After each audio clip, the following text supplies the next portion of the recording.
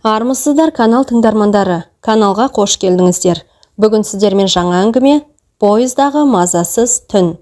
Пойызға біреуді шығарып салсам, қарадан қарап көңілім құлазып, өзім мінсем сол кеткен жағымнан оралмайтындай бір алаң кіретіні рас. Рас түсініксіз сезім. Қашанғыдай көмір мен майдың, қолаңсасы аралас ащы тердің, бұрыш-бұрышты жайлаған зәрдің, Астанаға жақындағанда жұрт үстіне асығыс шашқан арзан әтірдің иістің қосындысы вагон үшін тұтып қалыпты. Қостанай Алматы пойызы жылқып барып, жолаушылардың екі қадақ қуанышын, мың жылғы мұңы мен зіл батпан қайғысын ішіне сыйдырып қозғала бастағанда сыртта Астананың суық желі соғып тұрған. Бірте-бірте перрондағы қимай қарап тұрған жанарлар жалт етіп, бұлғанған қолдар ауа қармап, ауыздар жыбырлап, әлдене деген күйі кірі бес батпан терезеден жым-жылас жоғалып, шалғасынан жатқан дала көрінді. Иреңдеген алып құрт бірте-бірте қарқын алып, суық желді қақ жарып жетіп келеді. Сырты ағал-жағал, мыжырайған жалғыз үйлі разъездерге көз тоқтатып үлгермейсің. Алыстан көзге шалынатын қазақ ауылдары соғыс көргендей тым жүдеу. Әйтеуір қазаққа бұйырған нәрсенің бәрі көне тоз жүдеу, әрі мұңлы күй кешіп тұратыны несі екен деп ойлайсың. Тек салқын самалға кеудесін тосып тыныстап, момақан жатқан дала ғана жаңалау көрініп, қай өңір, қай облыстың тұсында келе жатсаң да, қыраты мен белгі көзге жыл ұшырайды. Купедегі үш әйел де жайғасып үлгеріпті. Қасыма ер адамдар түспесе екен деп тілеп келіп едім, жолым болғанына іштен қуанып қоям. Шашын сарыға боятса да, онысы өңін аша қоймаған қара торы келіншек пойыздың тебіреткеніне рахаттана маужырайды.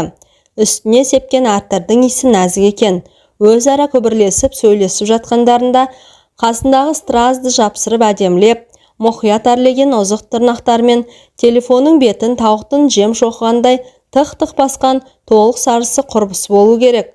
Қарама-қарсы отырған әйелдің түр әлпеті адамның есінде қала бермейтіндей қарапайым, шашын тым қысқа қидырған бидай өңді, көзінің асты аздап көгіс тартқан, қырмырында жұқалтаң еріндері үйлескен арықша әйелді қазақтың бейнетті көп келіншектеріне ұқсаттым.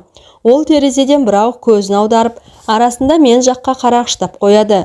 Екі құрбының өзара күбірлескені болмаса, өзгеміз үнсізбіз. Негізі пойызда танысып, арқа-жарқа әңгімелесе кеткенді ұната бермеймін.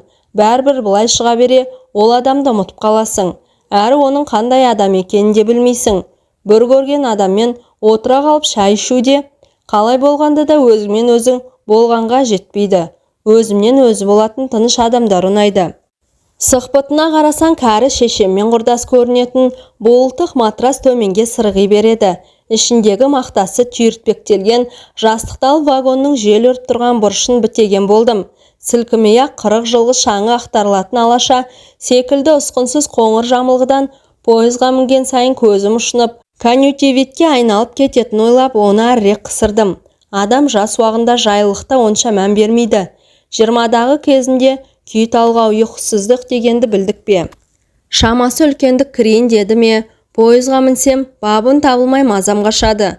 Енді ертең қашан болады деп мөлиіп отыру ғана қалды.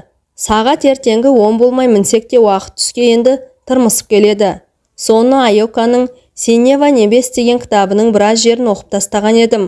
Шығарма қанша қызықты болғанмен, телефоннан оқығанда, кітапта қолға ұстап оқығандай ләззат аламайтының болмаса, ұзақ жолда бұл да ермек. Сәлден соң екі құрбының тамақ ішпек болған ыңғайларын байқап, дәлізге шықтым. Ере шыққан бидай өңді келіншек әжетхана жаққа кетті. Одан тамбурда теріс қарап ұзақ тұрды. Пойыз рельсі қаттырақ ұрғылап жатса да, көрші көпедегі әңгіме анық естіліп тұр. Бейтаныс жігіт қасындағы екі бозбалаға өзінің қыздарды қалай айналдырғанын жырғылып айтып жатыр. Тыңдаушылар да оған жел беріп, қосам жарласып қояды. Бір көпедей корей сәбізінің, біреумен Қытай кеспесінің иісі шығып тұр еді. Көпелес әйел иығын қушитып басын төмен салып, құнысқан күйі қасымнан өтіп кеткен кезде мұрныма спирт иісі келгендей болды. Көпедегі орным жоғарда болғаны мұндай жақсы болар ма? Бидай өңді келіншек жұпынылау ауқатын алдына алғанда, мен де орныма отырып, қораптағы айранды іштім де, қолыма алма алып, оқуды жалғастырдым. Ұсақ әріптер көз алдыма жыбырлай бастаған, бір уақытта көзім ілініп кетіпті. Оянып басымды көтергенімде бидай өңді әйел қуанып кеткендей болды. Рахаттанып ұйықтадың ғой. Жаңа жаңбыр жауды. Танымаса да жас үлкендігіне салып сен деп сөйлеген әйелдің даусынан бір қуаныш лебі сезіледі. Жаңбыр жауғанына қуанғанына қарағанда көптен дала көрмеген. Бәлкім ұзақ уақыт ауруханада жатқан адам шығар. Әйтпесе вагон терезесіне тамшы жабысқанын мен де көргем, бірақ соған мән бермегем. Төменге түсіп отырдым. Манағы құрбылар Инстаграмдағы біреулердің аккаунтын талқылап, интернет дүкендерінің тауарлар туралы айтып отыр. Осы пойызға мінгенде уақыттың баяу жылжитын несі екен. Бидай өңді әйел тағы да өзінше байқатпай жүзіме барлай қарайды. Жүзінде осыны қайдам көрдім деген сұрақ бар. Сіз мені біреуге ұқсатып отырсыз-ау дедім шыдамай. Қайдан білдің? Түстен бері қарай бересіз. Бір жерден көрген сияқтымын. Зонада болған жоқсың ба? Жайбарақат отырған екі әйел біз жаққа жалт қарағандай болды. Әйелдің осы сөзі оның жүріс-тұрысының, киімінің, бет әлпетінде тұрған уайымның неге өзгеше көрінетіндігін жұмбағын шешіп бергендей болды. Зона дейсіз бе? Түрмені зона дейтін ойымда түсті. Жоқ, Құдай сақтасын, болған емеспін дей жаздап барып, жұмыс бабымен бір-екі рет барғаным есіме түсті. Иә, болған бір-екі рет. Бұл жауабым өзіме әрі тосын, әрі қызық көрінген. Оның үстіне тар жерде зерге бастаған едім. Менің жауабымды естіген екі құрбың көздер бақырайып кеткенін көргенде, ішімнен аты жөні жоқ бір күлкі қыстым-ау. Статья қандай? Бірдеңесінші статья дейін десем, ол жағын біле бермейтін болғасын үнсіз қалдым. Онымды әркім өзінше түсінді. Түзету мекемелеріне журналист ретінде барғанымды сәлден соң айтармын деп ойлап қоям. Әйел көпеден шығып, 10 минуттай кідіріп қайта келгенде арақ иісі мүңкіп кетті.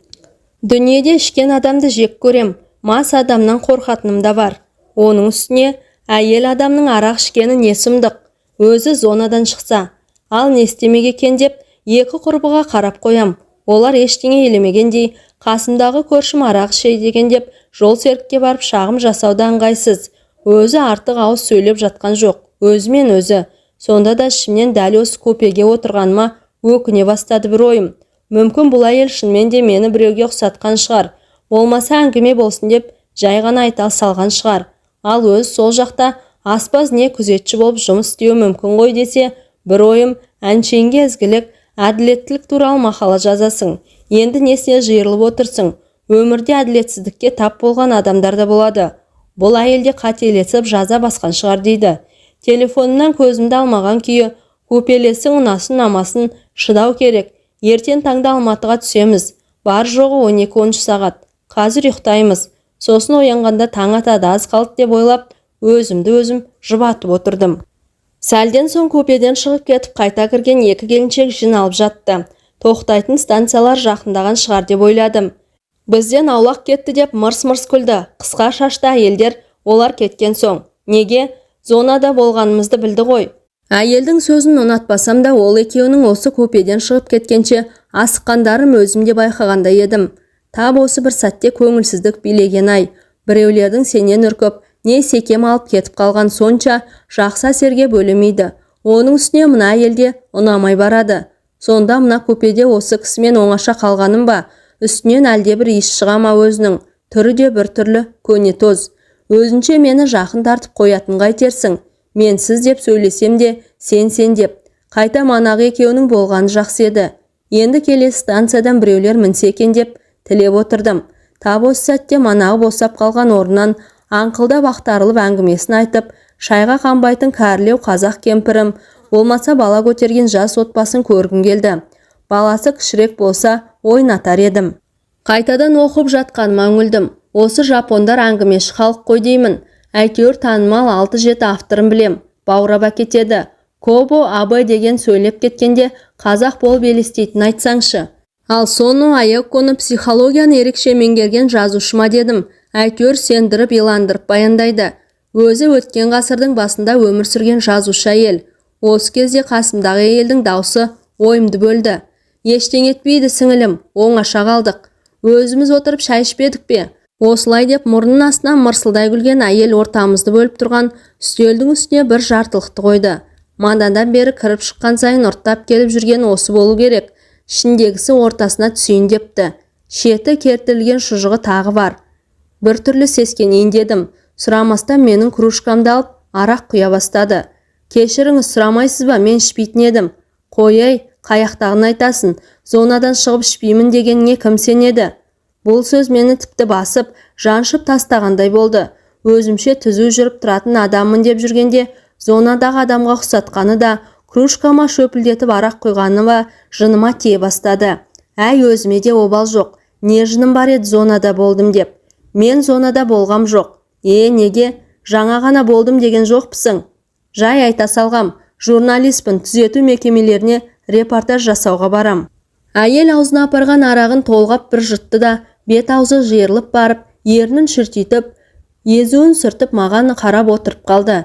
Әйел баласының арақ ішкені қандай сұмдық көрініс екенін жақыннан көрдім. Түзеу мекемесі дейді ғой, әлдағандай қылып. Зона десе, Петропавлда ма? Иә, қайдан білдіңіз? Бәсе айттым ғой, бір жерден көрдім деп. Ол бір алақанның екіншісіне шарт еткізіп ұрды да, шөлмектен өзіне тағы аздап құйып алды. Мен өзімді еркектің қасында отырғандай сезіндім. Ішім суып бара жатыр. Осы сендер сотталғандарды телевизорға түсіруге ұялмайсыңдар ма? Бала шағалары көредау, ұяладау деген жоқ. Әйел маған ұрса бастады. Жоқ, біздікі телевидение емес, фотоға түсірдік. Бұл жауабым одан сайын ашуына тиді. Аха, тіпті жақсы, тіпті керім жақсылық жасайды екенсіңдер ғой онда, деді екіленіп. Сендер суретке түсіресіңдер, сосын оны газетке, түрлі түсті журналға басасыңдар. Ал олар сол кезде ішіне жылап тұрады. Соны неге түсінбейсіңдер? Жұмыс қой, министрліктің тапсырмасы болады. Даусым ақталғандай шықты. Мен осы әйелден қорқып отырған жоқпын ба деп ойладым бір сәт. Бірақ несіне қорқамын? Маған не істей қояр дейсің? Біз оларды суретке тура қаратып түсірмейміз ғой. Киім тігіп, не жөке тоқып отырғанда жанынан кім екенін көрсетпей түсіреміз. Ай, қойшы деп қолын бір сілтеді. Манағы тым-тырс отырған әйел батылақ. Мен орнымнан тұрып төсегіме жатпақшы болдым. Әл ерте ғой, тал түстен жатпақсың ба? Ақыры журналист екенсің, әңгімелесейік те. Қараңғы түскенмен сағат әлі 9-да болмаған екен. Мына әйелдің жайы белгілі болды. Енді өзімді қалай ұстасам екен деп отырмын. Мұнандан кейін сөмкеңді заттарыңды қалдырып купеден шығып кетуде, болмаса теріс қарап жатып қалуда бір қауіп ойлата бастады. Журналист екенімді бекер айттым. Не жыным бар еді мақтанғандай болып. Зонада болдым деп. Аузымнан жазып ал саған керек осы болса деп, ішімнен өзіме ұрсып кәдімгідей өкіне бастадым. Әй аузымай, қап қарап отырмай, қағынып, қап. Жолсерікке барып басқа орын сұрасам бекен, бірақ оған тым кеш болып кетті. Оның үстіне басы артық орын бола қояр дейсің бе? Не болса да өзінен есескеңгіреп қалғанымды білдірмейін деп сөмкенің қалташасынан шекілдеу алып орныма қайта отырдым. Әйел дәлізге шығып кетіп, шылым сасып қайтып келгенде терезеге үңіліп қарауытқан ағаштарға қарап отыр едім. Айтпақшы, атым Жанар. Жанып тұрған қыз болсын деген шығар, бірақ жанбай түтіндеп бықсып сөніп қалдық қой. Осы сөзін мыңыншы рет қайталап отырғаны оның әбден жалыққан дауыс ырғағына білініп тұрды. Уақытты қалай өткізсем екен? Кітап оқи беруге купенің шамы қауқарсыз, телефонның қуаты да таусылып барады. Сонда сотталғандардан сұхбат аласыңдар ма? Не жазбақ болып барасыңдар? Енді пробация, еңбекпен түзеу, жалпы ізгілендіру бойынша жасалып жатқан қадамдар. Мен өзімнің миымның бір қалтарысында жатқан жаттанды сөздерді айта бастадым. Ай, қоя берші. Ол тағы қолын бір сілтеді. Бәрі өтірік. Сол өтіріктерінен өздерінде жалықпайсыңдар тегі. Бұдан әрі оның әңгімесін тыңдауға да, сөйлесуге де зауқым болмады. Апам, не болса да жалпы вагон жақсы адамдардың бәрін көріп отырасың. Неше түрлі адаммен танысып, шайыңды ішіп, қауқылдасып, әрі қауіпсіз дегенде оның сөзіне күлгенім есіме түсті. Ақтарылып аңқылдап жүретін ауыл адамдар оншалықтың өзіңмен өзің болдың рахатын түсінбейді деп ойлағаным бар.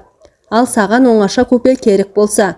Бір сағат өтті. Манағы кетіп қалған екі әйелдің орнына басқа жолаушылар келер мекен деген үмітім де адыра қалған түрі бар. Әлде жолсерікке барып, бізде екі адамға бос орын бар деп айтып келсем бекен. Менен сұхбат алмайсың ба журналист болсаң? Бірақ байқа, мен айтты деп бір ауыз өтірік қосушы болма. Сендерді білем ғой. Мына әйел қызып алдау. Ары қарай не болар екен деп отырмын. Бұдан әрі іше берсе қайтем. Ол аяғын жинап, бір сөріңкіреп отырды. Одан қайтадан аяғын созып төмен жіберіп, біресе шалқайыңқырап, біресе столға жантайып, қолымен жағын тіреп, Өмірімде бірінші рет журналистке сұхбат берейін деп тұрғаным еді. Көрмейсің бе, тіпті қалай отырарымды білмей отырмын. Бұл жолы жас қыздар секілді сыңғырлай күлді. Неден бастасам екен? Енемді сағынғанымнан бастайын. Енем дегенде ептеп ішім жылайын деді. Енесін сағынатын келіндер тек Қазақта болатын шығар. Енеңіз Алматыда тұра ма? Жоқ, қайтыс болып кеткен. Арты қайырлы болсын дедім кідіріп барып. Ол ойланып кеткендей болды да, шынымен сұхбат беріп отырғандай түрмен әңгімесін бастады. Ақыры ұйқыға ерте екен, басқа баратын жерім де жоқ. Сапарластың әңгімесін тыңдайын дедім. Алматы, сағындым, бәрін, енемді. Ол осылай дегенде әр сөзінен соң кідіріс жасап отырды. Жүзінен әділетсіз өмірдің дәлдеп атқан оғы жырым-жырым еткеннен қалған өкініш те қоздап жана алмай, бір жолата өшкен өкпе де байқалмайды. Тек шаршаңқы күй бар. Түкпір жағына картоп, бергі жағына гүл егілген үлкен ауладағы аласалау шағын тамда күйеуім, қызым үшеуміз, ал сырты ақ таспен өріліп, қызыл кірпішпен 3 қатар өрнек жүргізілген еңселі үйде енем жалғыз тұратын. Осылай деп бастады да, жанарын менің басынан асырып әлдебір нүктеге қадап отырып қалды. Осы сәтте өз қиялында сол өзі айтып отырған аулада жүргені анық еді. Біраз отырып барып сөзін баяу жалғады. Даусындағы манағы маған зекіп сөйлеген қатқылдық жоғалып кетіпті. Арасында үйім барып жинап кетем. Үлкен үйді жинап шығу 60-тың үстіне шыққан әйелге оңай емес. 2-3 дүкені бар, коммерсант қой. Жұмыстан өле шаршап келеді. Мен үйдемін. Әрі көп шашылмайтын, кең үйді жинауда бір рахат. Біздікіндей қолың төбеге тірелетін, киім ілгіште, тамақ үстелі де, босағада қалған 2 аттап төрге жетіп баратында емес. Кіре берісі кең, ас үйдегі жиһазының түсі де ашымды. Шағын той атқарып жіберуге болатын қонақ бөлмесі де, жатын бөлмесі де әдемі. Енемнің талғамы жақсы еді. Түс қағазында, жабын жиһазында үйлестіріп таңдаған. Бұл үйді қайнатам марқұм 2 жыл жүріп салдырыпты. Осы сен адам бұл дүниеден кететін сезеді дегенге сенемісің? Солай деп айтқан мысалдарды естіген болмаса, бой жазады деп айтады ғой. Енем сол күні біртүрлі басқаша көрінген. Есімде ғой, сол күні сенбі болатын. Енем үйге асқа келді. Немересін еркелеп отырып, біз мүлдем күтпеген жаңалық айтты. Жаңа ауданды салынған 2 қабатты үйді көріп келдім. Қасында мектеп те жақын. Бәрінен бұрын моншасы мен гаражы бар. Бағасын келістім деп, бізді таң тамаша қылып.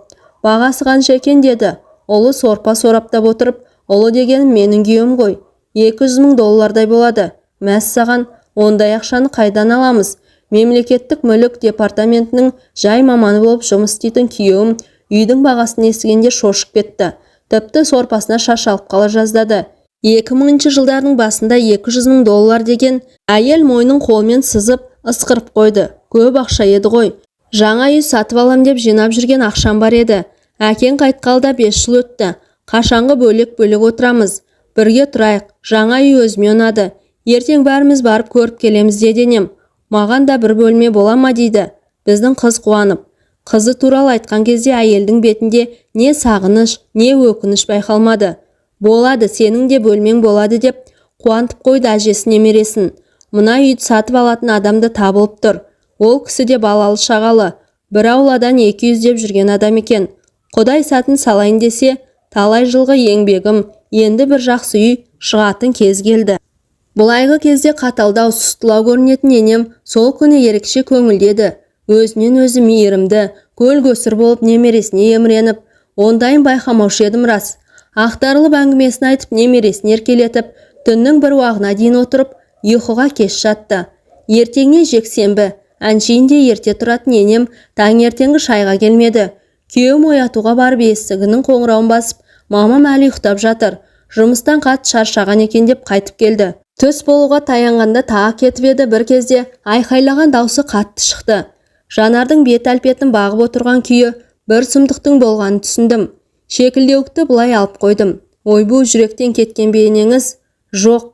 Енемді кілемге орап тұншықтырып, мұрнынан қан кеткенше тепкілеп, әбден қорлаған. Әйтеуір адам көретін жері жоқ. Бірнеше қабырғасы сынған. Тіпті сынған 2 қабырға өкпесіне кіріп кеткен деді ғой. Кеше ғана әдемілеп жинап қойған үйдің әптер-тәптер шыққан. Шкафтарды комодта ақтарып, бар дүниені қопарып, астан кестеңін шығарып кетіпті. Күйеуім жан ұшырап, Полицияға хабарлап, үйге ұры түсіп, үй иесін тұншықтырып өлтіріп кеткенін айтып жатты. Сұмдық, біздің елде осы ғой, тірнектеп еңбек етсең енді қызығын көрем дегенде ұры қарының көзіне түседі. Заңы жоқ елде қарақшылар басынған заман болды. Содан полиция келді, бізде түнде ешқандай бөгде шу естілмегенін айттық. Үй сатып алайын деп жүргенін айттыңыздар ма? Ішімнен мұның артында қара макерлер тұрау мүмкін. Жаңа ауданнан үй сатпақ болғандардың қатысы бар шығар. Кәрі әйелде ақша барын біліп жоспар құрған болуы мүмкін деп болжап қоям. Адамның қиялы жүйрік қой әйтеуір. Күйеуім полицияға шешесінің жаңа үй сатып алу туралы ойын бүгін барып сол үйді көрмекші болғанымызды айтты. Бірақ енем айтқан үй сатып алуға жинаған $200,000 ақша табылмады. Құжаттарының арасында банктен есепшот ашылғаны туралы келісім шартта болмады. Сіз ол ақшаны өз көзіңізбен көрдіңіз бе деп сұрады тергеуші. Анам өзінде сондай ақша барын айтқанда таң қалғаным рас. Бұл деген өте көп ақша ғой. Бірақ өзім ол ақшаны көргем жоқ. 2-3 дүкені бар еді. Біраз жылдан бері тірнектеп жинап жүрсе керек деп жауап берді күйеуім. Тергеу 2 айға созылды. Бүкіл таныстарынан, үй сатпақ болған адамнан, дүкеншілерден жауап алды. Коммерциялық операцияларын тексерді. Бизнестегі серіктестермен байланысты, клиенттермен қарым-қатынасы қалай болды? Бәрін сұрастырды. Біреулерден күдіктенді. Бірақ ақыр аяғында іс нәтиже бере қоймады.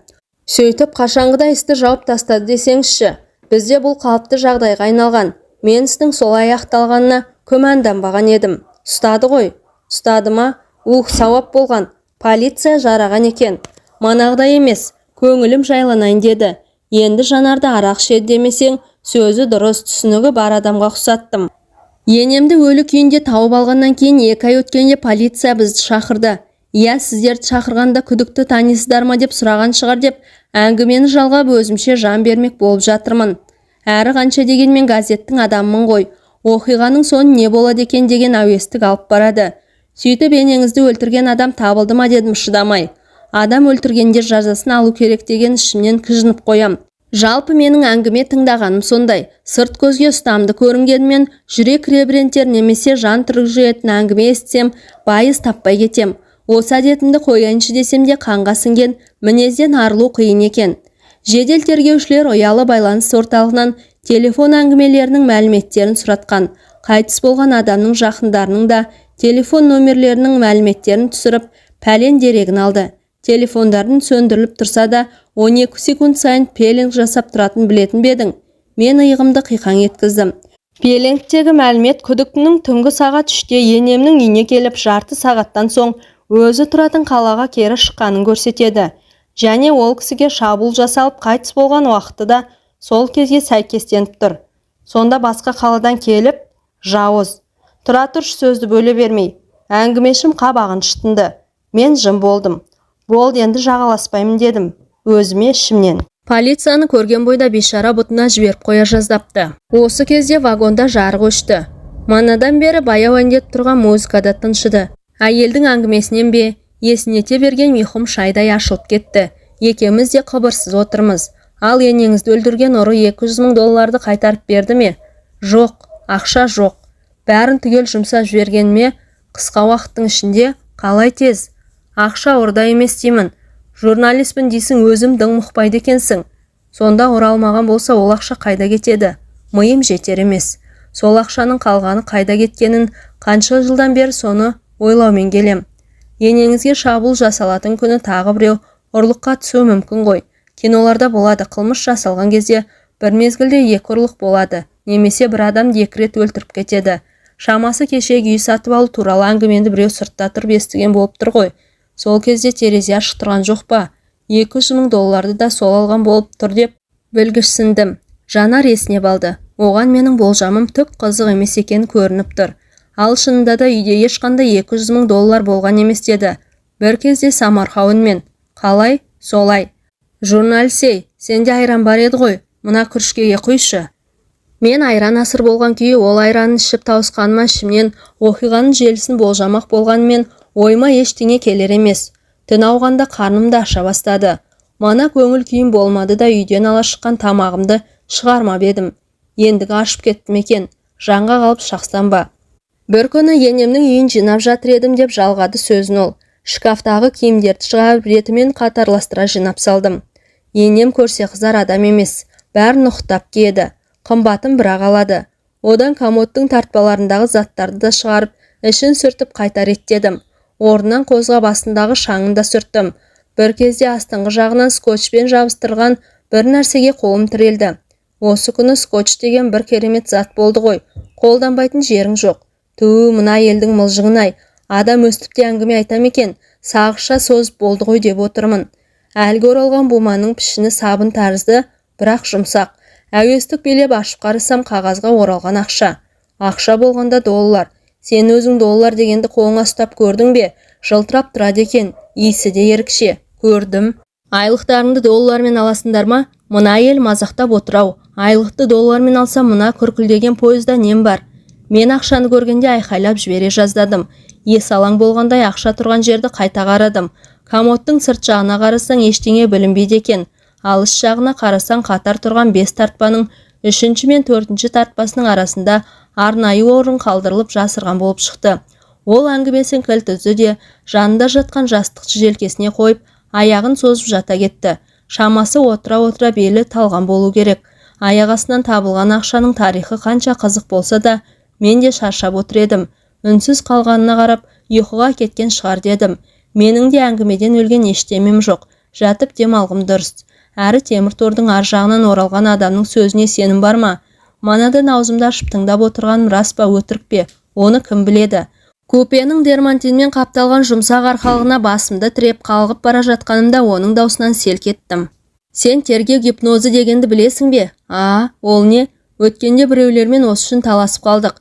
Біздің тергеушілерге шетелдіктерге жету қайда? Олар тергеу гипнозын 40 жылдан бері қолданады дейді. Мен оған келіспеймін. Біздің тергеушілерді ақымақ дей алмайсың. Сонда гипнозы қалай жасайды? Кәдімгі экстасеанстар секілді ме? Өзімді қинап оятып алып, зейінімді әңгімеге бұрып жатырмын. Бұрын естімегесін елестете алмай жатырмын. Ол деген қалай түсіндірсем екен?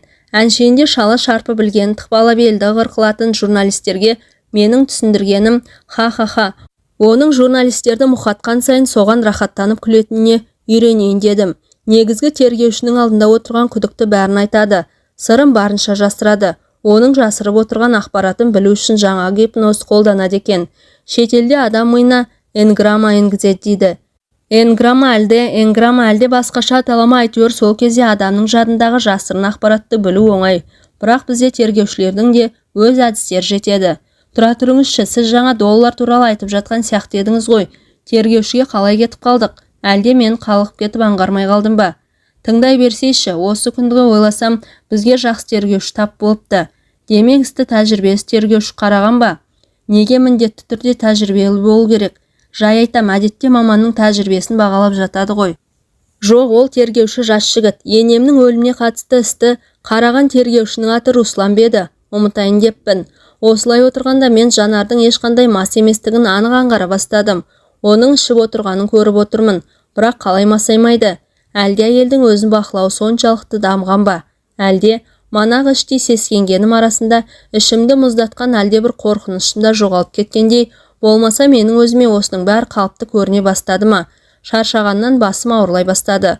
Бірақ көршім сергек қараңғы жерде оның кірпігін көріп отырмасам да, сол кірпіктердің бір қағылмай кішкене қой көздердің мен жаққа тесіліп қарап отырғанын шамалаймын. Сонымен доллар тауып алдыңыз. Ақша енеңіздікі ғой. Тыңдасайшы, не деген шыдамсызсың. Содан таңғалысында шек болсашы. Енем осынша ақшасы бар туралы айтпаған несі? Күйеуімнің мемлекеттік қызметтен табатын ештеңеге жетпейтін. Мұздатқыш пен теледидарды несиеге алғанымызды білсе де, еш уақытта ақшалай көмектескен емес. Біз бөтенбіз бе? Бізде неге жасырған осынша ақшаны не істемек деп ішімнен өкпелеп тұрсам да, күйеуіме ақша туралы айтқаным жоқ. Бір аптадан соң тағы да үй жинаған кезде әлгі орауды жазып ішінен $100 алды. Қорқсам да сол ақшаға өзіме бірдеңелер сатып алғаным есімде. Одан кейін бірнеше рет $100 суырып кеттім. Сонда енеңіздің ақшасын ұрлап жүрсіз бе? Ят емес пе? Сөзді бөлме, ал енем ештеңе байқайтын емес. Менің де ақша алуым жиіледі. Арасында байқаста болқысының қас қабағынан сыраңдып қоям. Енді коматта жасырылған осы ақшаға жатсам да тұрсам да, мазамды алып ақыры бір күні $100 бірнеше қайтара қысыр-қыстан өткізіп шығар тастай қылып орап, орнына салып қойдым. бір қарағанда 200 мың доллардың сыры екен ешкім айыра алмастай. Мәссаған, бүкіл ақша жай көшірме болып қалды ма? Әлгі ақша қалай болып кетті, өзі сіз алып кеттіңіз бе бәрін?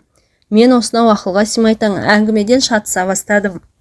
Иә, мен өзім алып кеткен ақшаны қалағанымша жаратып жүрдім. Бірақ ешкімге сезік тудырмау үшін жарқыратып киім не әшеке алған емеспін. Құрбылармен кафеге барғанмын, салонға барғанмын. Тәттілер алып жегенім болмаса, көзге түсетіндей сауда жасағам жоқ. Содан маған бұл бас қатырғыш әңгіме енді қызық көріне бастады.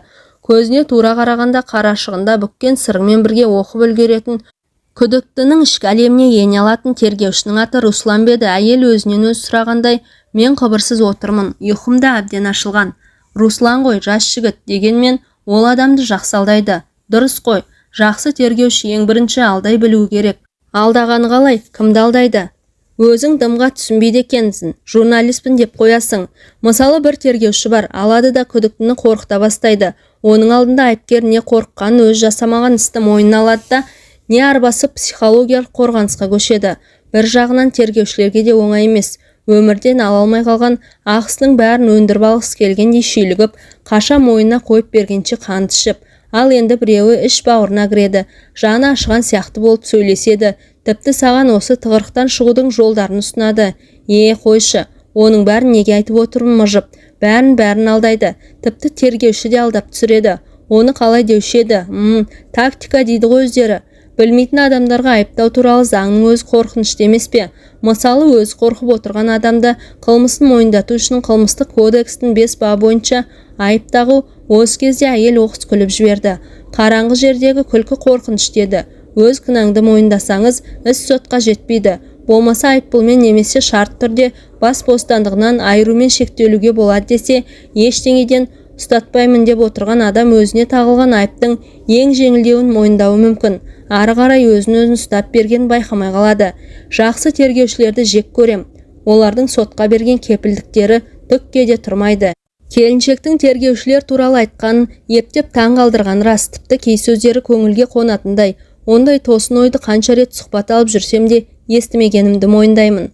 Түрме көрген адамдар заң-законды бір адамдай біледі десе, өлсем сенбес едім. Жақсы тергеушіні неге жек көресіз? Ол бәрін біліп қойды ғой. Нені? Әйел осы кезде орнынан дыбыссыз ұшып тұра келгенде, қараңғы жерде маған қарсы ұмтылғандай көрініп бір түрлі болып кеткенім-ай. Сөйтсем, ол менің тұсымда ілулі тұрған жеңіл күртесінің қалтасынан бір қорап темекісін алмақшы екен. Қалтасынан оттық алып темекісін тұтатқанда бет-аузы нарт қызыл болып көрінді. Енем келіп түскі ас үстінде жаңа үй сатып алатынын, 200 мың доллар ақшасы да дайын екен айтқанда, менің жүрегім тоқтап қала жаздады. Ұрлығым ашылып қалғанда не болатынын ойша елестетіп, жаным шырқырап кетті. Зәрем ұшқан күйі кеште күйеуімнің шайына ұйықтататын дәрі салып бердім де, немеренің шегіме телефон шалдым. Осындай жоспар бар, тез жет. Немене? Әңгіменің ауаны қалай өзгеріп бара жатқанын аңғарып, осы сәтке ышқындым ба, даусым қатты шығып кеткен өзімде байқамадым. Сонда сіз енеңізді өлтіруге тапсырып бергенсіз бе? Тыс, не айқайлайсың? Ел ұйықтап жатыр емес пе? Тыныш тыңдауға болмай ма? Әйел менің өзіме дүрсе қоя берді де, енді сыбырлай сөйледі. Ол сөйлеген сайын қалтырап тоңа бастадым. Өзім қалтырап отырып, оның енесіне көз алдында елестетпекші болдым. Байқұс-ай, қандай адам екен. Жаңа ғана келіні оны дүкен ұстаған еңбекқор демеп педі. Үйін жайнатып қойған талғамы жақсы деді. Киімі үйлестіріп киетін айтты. Немересін еркелетіп, тапқан таянғанын жинап, ұлы мен келінін қолына алып бірге тұрмақ болған ана. Сормаңдай әйел. Сондай адамға да опасыздық жасауға бола ма? Басым дыңылдап кетті ме-ау? Әлде мына әйел осының бәрін ойдан шығарып отыр ма? Шынында шын сөзі қайсысы, өтірігі қайсысы екенін айырып болмайтын суайт адамдарда болады. Мына әйелде тар жерде өзінше ермек тауып, менің жүйкеммен ойнап отыру мүмкін ғой. Осылай ойлағаным өз ішімді тыныштандыруға аздап болса да жарағандай. Ана ақша десе кісі өлтіретін туысыным менің бар алғаным $1300, әпкем одан артық төлеген жоқ. Мен тапсырысты орындап шығып келе жатқанда есік табалдырығына қалдырған, сол ғана, басқа ақша көрмедім деп жауап беріпті. Тергеуші менен алған ақшаның қайда екенін сұрады. Қымбат алтын не бриллиант сатып алмағаныма, шетелге шықпағаныма сендіре алсамшы. Тіпті қауіпсіздік комитеті жемқорлыққа қарсы агенттік дейме, солар қатысып мен сектада тұрам ба? Болмаса үшінші біреу қысым жасап ақшаны соған бердім бе? Бәрін қалдырмай тексеріп итімді шығарды. Қараңғы жерде сыбырлай сөйлеген әйелдің түрмеден отырып келгені, өзінің туған енесінің көзін құртуға тапсырыс беріп күйеуінің анасын өлтірткені санама жеткен бойда бойымды билеп алған қорқынышым ұлғайып бара жатты. Жолсеріктің есігін қағып таң атқанша соның бөлмесінде бола тұрған дұрыс. Өз енесіне сондай қастық істеген адамнан бәрін күтуге болады. Темір тордың ар жағында отырып санасы, ойы, жүйкесі бұзылған адамның есі дұрыс болмауы да мүмкін. Менің бір қылығымда, сөзімде ұнамай қалып түн ішінде қылғындырса қайтем. Менің ішім манағыдан да тоңазып қалтырай бастады. Қайдағыны қайдан тап болғанымды көрмеймісің? Журналистпін деп не бар еді? Орнымнан тұрып сипалап аяқ киімді іздедім. Жолсеріктен бос орын сұрап көрем. Қайда барасың? Әжетханаға. Қойей, деді ол қараңғыда, мырсылдай күліп. Осы сәтте ол көзіме қорқынышты кинолардағы сиқыршы мыстан болып елестеді-ау. Әжетханаға барып келейін қазір. Отыр, ешқайда бармайсың, деді ол қатуланып. Сөздер оның тістерінің арасынан ысылдай естілді. Журналистпін дейсің, қорқақ екенсің ғой. Қорқып жатқан жоқ, кімнен қорқам? Қоя берші. Сенді ар жағын тыңдамайсың ба? Сонымен мен сотталып кеттім. 17 жыл берді. Ана сұмырайға 20 жыл. Осы жылдар ішінде сол $200, қалған ақша қайда кетті, кім алуы мүмкін деп ойланумен болдым. Сонда сіз дегеніңізге өкінбейсіз бе? Енеңіздің не жазығы бар? Ана жігіт те босқа сотталып кетті. Енем, кейде өкінішіңді біреуге айтқың келеді екен. Медициналық сараптамада ол кісінің сырқат екені анықталды. Онсыз да көп күні қалмаған екен ғой бейшара енемнің. Осы кезде әйелдің даусы өзгеріп, танауы бітіп, тамағын жөткіріне бергенін байқадым. Ал ана жігіттің өзіне сол керек, оны тыңдағаным бекер емес еді. Осы жоспарымды айтқанда ол тіпті шошығанда жоқ. Мен де толып қалай қабылдайды, біреуге айтып қойып масқара болам ба деп ойлаған емеспін. Себебі мен оның қаныпезерлігіне сендім. Оның адам ретінде құны жоқ екенін біреуге қастық қылу керек болса, шімірікпей ішкі түйсікпен сезінетінмін. Ал бұлай қарасаң тып-тыныш, өзімен өз жүрген адам, тіпті тышқанның мұрнын қанататын адамға ұқсамайды ол. Бірақ бала кезде оның өз бетімен жүрген ит пен мысықты ұстап алып асып ойнайтын талай көргем. Өзі соған қарап тұратын. Ол кезде көзінде бір масайраған, әлде бір жеңіске жеткендей сәттік қуаныштың ұшқынын байқайтынмын. Бала кезінде өгей әкесінен, оның інілерінен көп зәбір көрген бала ғой. Ақыры боларыс болды. Менің қате жасағаным сол сүмелекті шақырмай-ақ парафиликтермен келісуге де болады екен ғой. Көзің бақырайып, парафилик деген не екен деп ойлап отырсың ба? Ол танымайтын адамды ұрып-соғып, зорлап өлтіріп кететін, содан ләззат алатын адам. Сендер журналистер оларды көше бұзақылар деп жатасыңдар. Сендерге салса бәрі жай ғана ерігіп жүрген бұзақы. Дымды да білмейсіңдер ғой сендер. Титтейде қайраты жоқ, қауқарсыз ашудан басым ауырып, шекем солқылдай бастады. Ол ақшаның бәрін жұмсалуы мүмкін емес. Меніңше оны біреу алды. Бірақ кім екенін білмеймін, деді әйел, ұйықтап бара жатып. Апырай, мына әйел жасаған қылмыс үшін еш өкінбейтіні ме? Осыншалық залым адамдарды Құдай жаратады-ау. Жоғарыдағы орныма көтерілуге бұдан ар зауқым соқпады. Егер қазір жатсам ұйықтап қалатыным анық. Мынандай адамның қасында ұйықтауға болмайды. Мынандай адамның қасында түні бойы отырып, бір ауаны жұтқанның өзін айтсайшы. Қарадан қарап жүрегім айнып, енді болмаса лоқсып жүретін сияқтымын. Уланып қалдым ба? Пысылдап ұйықтап кеткен әйелдің кешеден бері арағы көмейімен сасыған жуынды болып қайта шығып, бөлмені күлімсі иіс жайлап алған еді. Сыбдырсыз қозғалып дәлізге шықтым. Бұл жер әлдеқайда жақсырақ екен. Терезеден қарауытқан дала жанды құлазытқандай көңілсіз, көне болып көрінді. Қаба сақал еркек қасымнан өтіп бара жатып, әлденеге дегендей болды. Тезірек таң атса екен. Сонны Айокконың Синева небес кітабы туралы ойладым. Қылмыскер өзіне ұнамаған адамдарды түрлі амал айламен бір-бірлер жоқ қылып отырады, және мұны қылмыс деп есептемейді. Керісінше, қоғамды нашар адамдардан тазартып жатырмын деп ойлайды. Өзі осы ойдың дұрыстығына еш күмәнданбайды. Шынында да сол құрбандардың арасында сот жазасынан тайқып кеткендерде жазықсыздар да бар еді. Авторлар осындай кітапты не мақсатта жазады екен? Қылмысты көбейту үшін бе, әлде адамдар жауыздықтан сақтану үшін бе? Егер мен осы пойыздағы мазасыз түн туралы жазасын өтеп шыққан әйелдің айтқанын жазсам, нені мақсат етер едім? Бір рет қана оқылатын әңгіме болып қалатын болса, оны жазудың не қажеті бар? Бұдан әрі мен уақыт өткізу үшін әйелдің айтқандарын қайыра еске түсірдім. Бір сәт оның әңгімесі түп-түгел өтірік сияқты көрінді. есі дұрыс адам күйеуінің шешесіне сондай сатқындық, опасыздық жасай ма? Сөзіне қарасан, енесімен тату болғандай, әй өтірік шығар.